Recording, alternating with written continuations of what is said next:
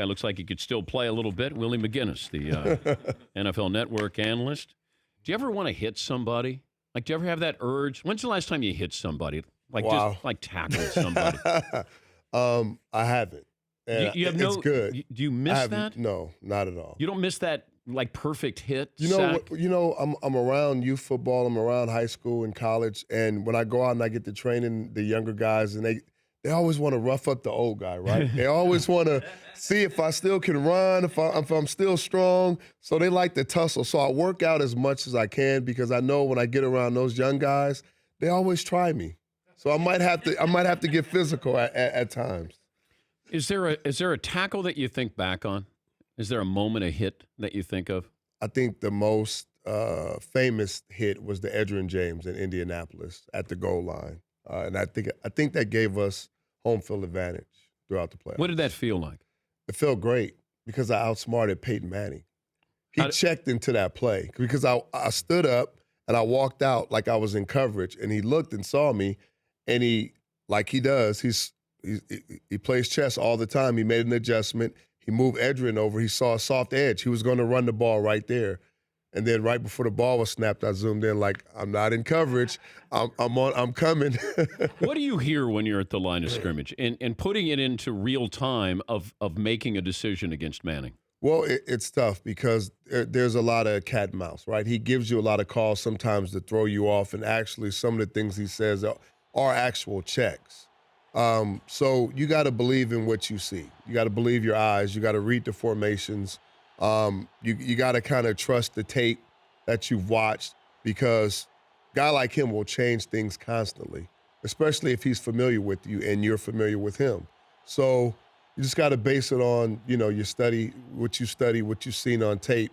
And pretty much when you look at certain formations, you can only do certain things out of that. You just got to trust in that. Who would you rather face? Who would you rather not face, Brady or Peyton?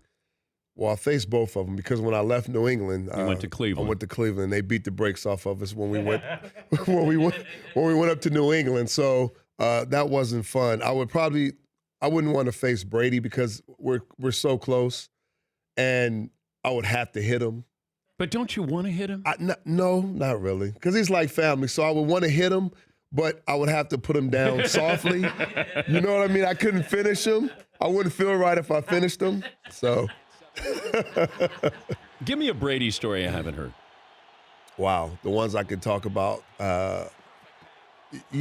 Because he does have a personality. He does, and people, he doesn't show it. I understand why he doesn't. But like prior to Giselle, it felt like he had a personality that was a little more on display. He does, and he still does. He just understands you have to conduct yourself a certain way when you're Tom Brady. Yeah. But the fun times is the behind the scenes that.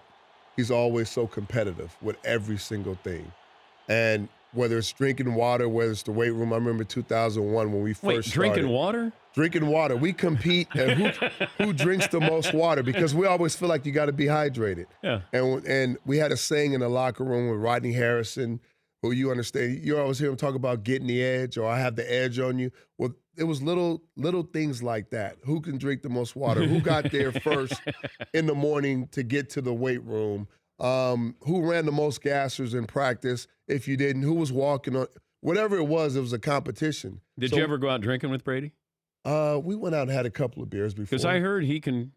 Ross Tucker said he can. Not anymore because of this strange avocado diet and everything what is up else. with that? He wants to play till he's 45, so he can't. He doesn't do those things anymore. All right, let me ask you about last night, because we saw the Patriots defense show up a little bit here. Yeah. What do you take away from what you saw last night? I saw a little improvement. They played more man-to-man, a little two-man.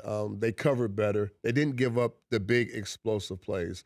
And you hear everybody now talking about the communication. Well, it's big with that defense. You got to be able to communicate, because when receivers and players move, when components of the offense move, our defenses change. And for the new players that are on that defense now, whereas before you may have been in a system where this is what we're running and we're going to continue to run this. Not in New England. When you're out there, it changes from week to week, from play to play. So you got to be able to adjust and communicate. And when guys don't, big plays happen, mental errors happen, and it's a result of usually somebody walking in the end zone like Funches against Carolina. Well, it's a lack of communication I saw in the first couple of weeks in the secondary where they're just leaving guys wide open. But what's the bigger concern, the defense or that offensive line? Because Brady's getting pounded this year. I heard you say that. And the defense will get fixed. They'll get comfortable. They'll understand what they need to do. Matt Patricia, the defensive coordinator, will make adjustments. I saw what happened last night, the 3 sacks, the strip sack, a lot of hits on Brady. I truly believe in Dante Scarnecchia, the offensive line coach. He has been there since I was drafted, before I was there. He's one of the guys, we say the foundation of the team. Mm-hmm. He will get that fixed. He does not tolerate that. And I know he was almost pulling his hair and biting his tongue off, watching what was going on. And remember, when they played the Broncos in the AFC Championship a couple years ago, he had retired. He wasn't there. When he came back, less sacks, less hits on Brady. And last night, you're not going to survive long if teams keep hitting Brady the way they have. So that will get fixed, trust me. He's Willie McGinest, the NFL Network analyst. You can see him throughout the week on NFL Total Access at 7 p.m. Eastern. Also, the Tuck Rule re-airs tonight at 10 Eastern on the NFL Network. Well, no, they reminded. They're telling me to wait. I know. Last night I had to hear that all night. Like, they finally explained it. So all the Raider fans, every time I see a Raider fan, you guys cheated. We didn't. It's not our call. Did they enforce the rule correctly? I guess so. After I watched the timeline, I was like, that was the correct call to make. And then they constantly made that call on other teams, and then people started to get more comfortable. But when you're not aware... You can't play the role of victim playing for the Patriots, Willie. Dan, I'm sorry. When you're not aware of a rule, I can tell you what I did. The first thing when I saw it, I grabbed my helmet, and I was on my way to the football field. I didn't know what the Tuck Rule was. I didn't study the book like that, the rule book. Now, Belichick probably knew. We didn't know. We were on our way to the field. How do you know when Belichick's mad at you? His demeanor.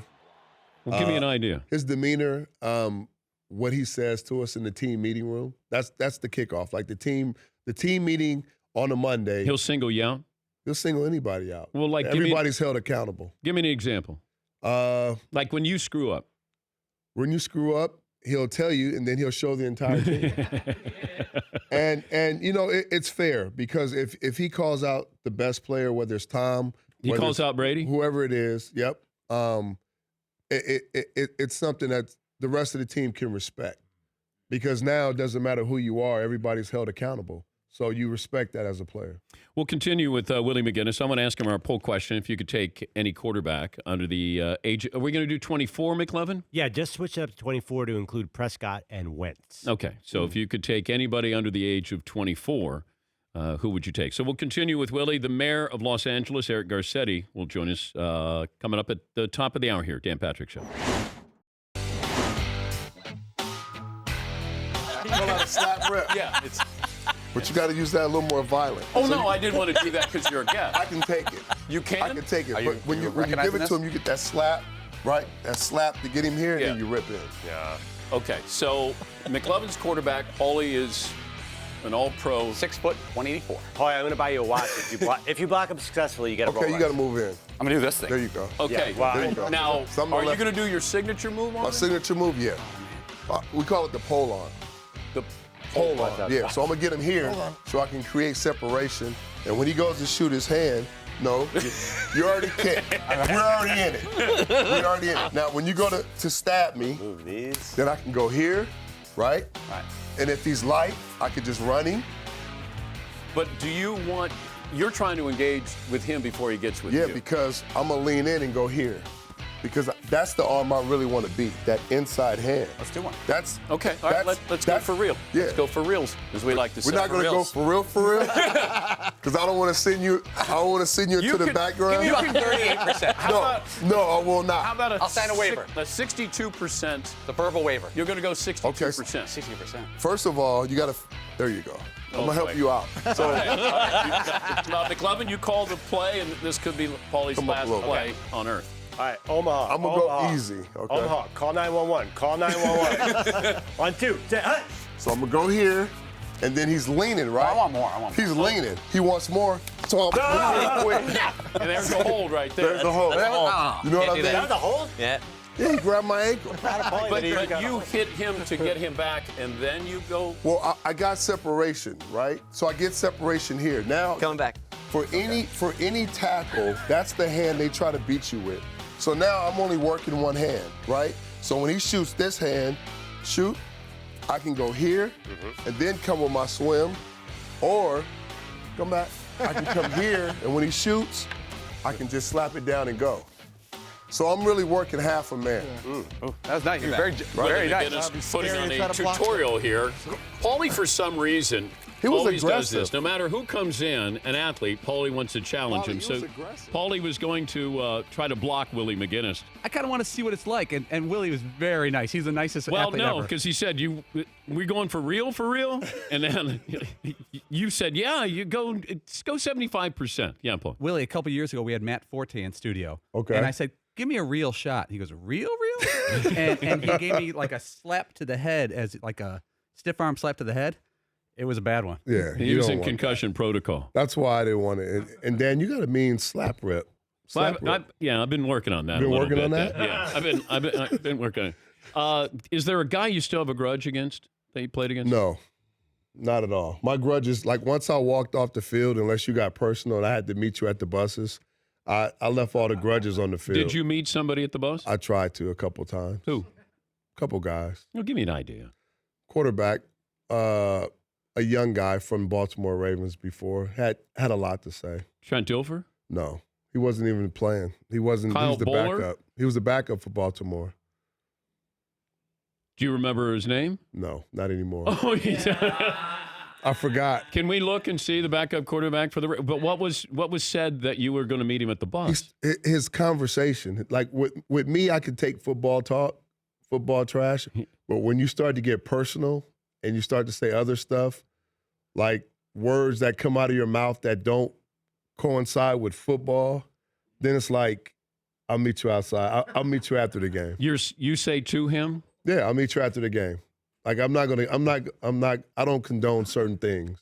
You know, as a man, Paulie, what kind of names you got? Anthony Wright, Chris Redman, Trent Dilfer, Tony Banks, 07, 07, 08, Troy Smith, Troy Smith. Ohio State. Oh, Bucka. Oh, the Ohio State. The trash talk.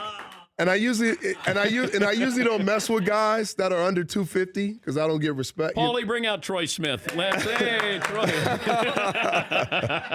He was too small at that. I usually don't mess with guys under 250, you know, but he crossed the line with some of his verbiage. Did you ever have like a tackle that was a cheap shot guy? Of course, there's a lot of tackles that, you know, they're dirty. And I expect it. And you get into those little skirmishes on the field, but you leave it there. But you left it like you didn't. I feel like if I played as long, what'd you play, 15 years? 15. Yeah, there has to be one of those where you go, man, if I see that guy, I'd like to. Nah, I mean. Somebody going at your knees. That was normal because I was a tall guy. Yeah. So a lot of times guys would go low.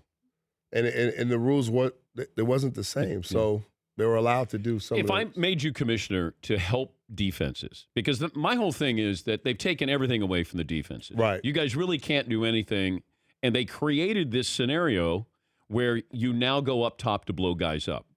You know, that if you're going to make the highlights, that's really the only way you can do it. Right. You know, they've taken away everything that you're allowed to do. So if I said put in something that helps the defense, allows you to be a defensive player without worrying about getting flagged all the time, what would you do? Wow. I mean, the one thing I thought about, and I think they've, to some extent, did it, you can't chop block. You can't go at the guy's knees. So I think on both sides of the ball, if we put that in to keep guys off your knees, whether it's a running back or somebody going low, and I understand they're smaller, and when they got to block a huge defensive end, a Khalil Mack or somebody like that, they want to cut block. But that's the livelihood. That right there, your knees is your money. But you have guys who say, Larry Fitzgerald recently said, hey, come at my head, not at my knees. Well, when he says your head up high, he means your chest area. He Nobody wants to. Well, then he's got to say helmet chest because it sounds right. It sounds worse than what he's, what he means, what he intends. Do not come at the knees. The knees is like pretty much career ending. I mean, I get the concussion stuff, and when they say come high, it's chest. Okay. And I was a tall guy. I'm 6'5", so when I tackled, I was never that low anyway. So I was always leading with my shoulder pad.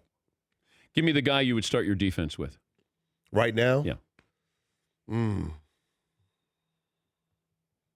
There's three guys popped in my head. Khalil Mack, J.J. Watt, and Von Miller. That seems to be the consensus. Yeah. Who would you take? Probably Von Miller. Probably Von.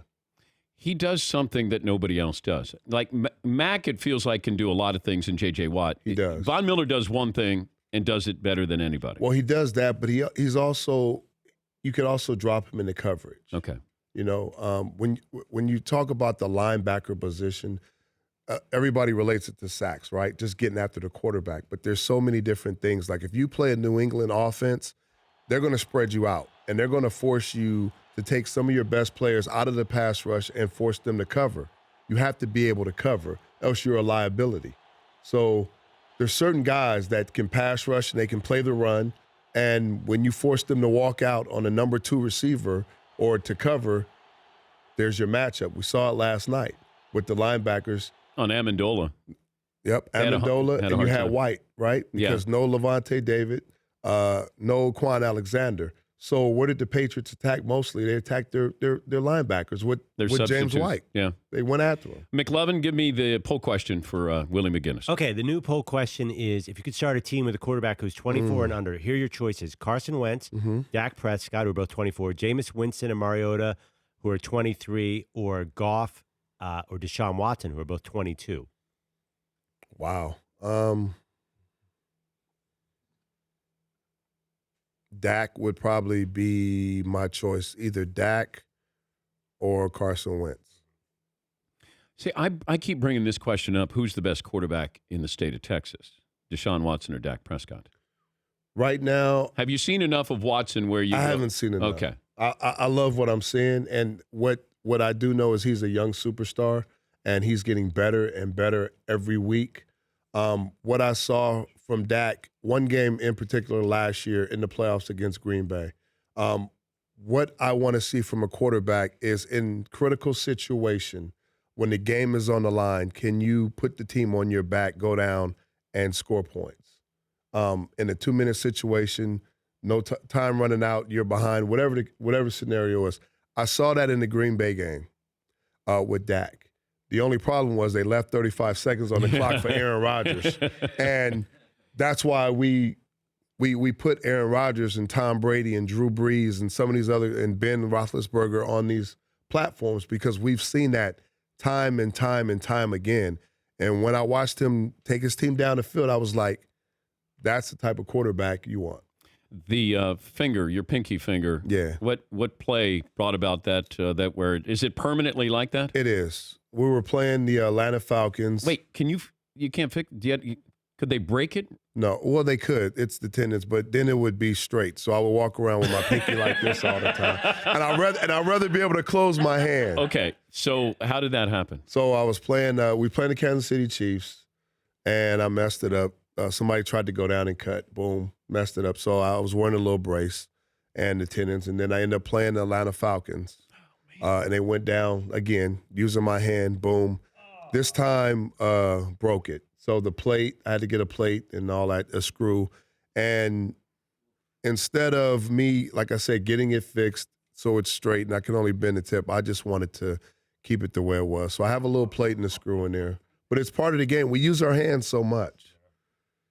I wrapped this up and I came back, just so I did not leave the game. I came back in the second half. I have an idea. How about we come up with mittens for offensive linemen so it's impossible for them to hold and protect their fingers? Yeah, it's tough. What if I allowed holding?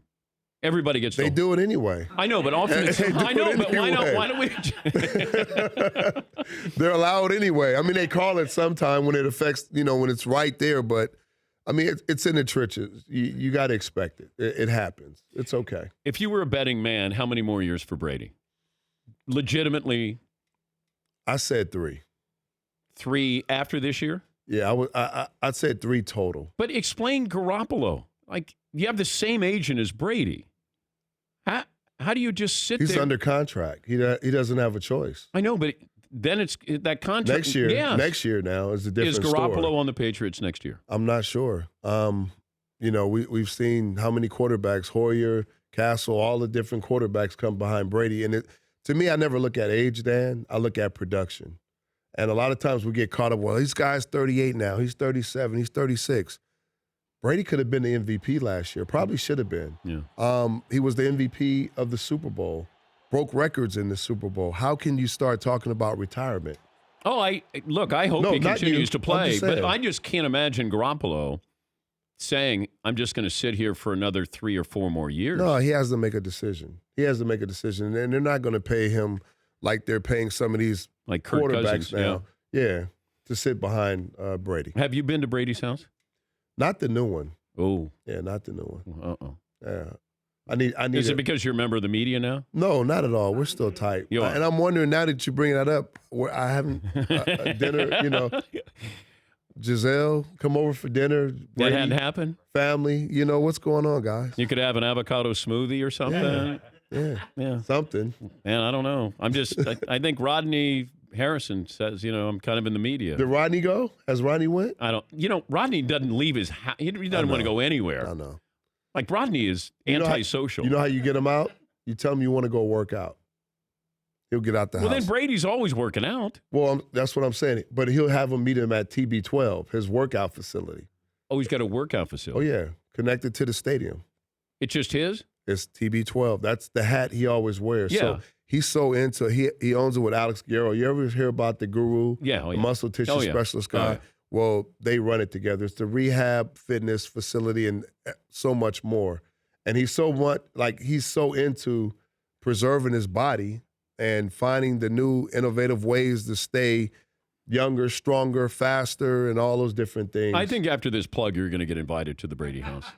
Well, I think you're going to get I'm just telling you. No, I think you're going to. I'm being honest. No, I think what you're doing is saying, how do I get invited to Tom's new house? Call him. Yeah. Tom, I want to come over Tom, for dinner. can I come over? Like, that'll sound sad, though. No, it's not. Tom, what are can you I come doing? over Let's and have play? dinner. If I say, it's like Mr. Kraft sometimes, right? Say, hey, let's have dinner. Well, just come to the house. They don't want to be bothered. Tom can't go have a regular dinner out in Boston. No. He can't. We can't sit and have a good time and just chum it up like brothers, and we just couldn't do it. He still has a bad body, though, right? It's better. I saw it in 2000. I saw it in 2099. It's so much The better. before than and it was. after. Yeah, The before and after is great. By the way, Willie had this in the green room. I don't know how this found its way. You have the TB12. I don't know. It's just signed? lying around the green room. I don't know. And Willie's here. I don't Is know it who's it signed? is. Now, do you carry that around with you, Willie? I do in my back pocket. Wow. That's a big back pocket there. If anybody says Brady, the book comes out. Yeah, you got it like like That's a a school nice book. setup. A Nice school job. book there. I see you. He's Good job. Willie McGinest. Can we do that pass rush? Can we do that pass You rush? want to hit McLovin? Can he be Paulie's the already done quarterback? We can do that during the commercial break. NFL Network analyst Willie McGinest. You can see him throughout the week on NFL Total Access. It's 7 Eastern. By the way, the Tuck Rule re-airs tonight at 10 Eastern. I'm sure Raider fans will be thrilled to watch that again and again and again. Willie, thank you for stopping by. The Dan Patrick Show, weekday mornings on Audience.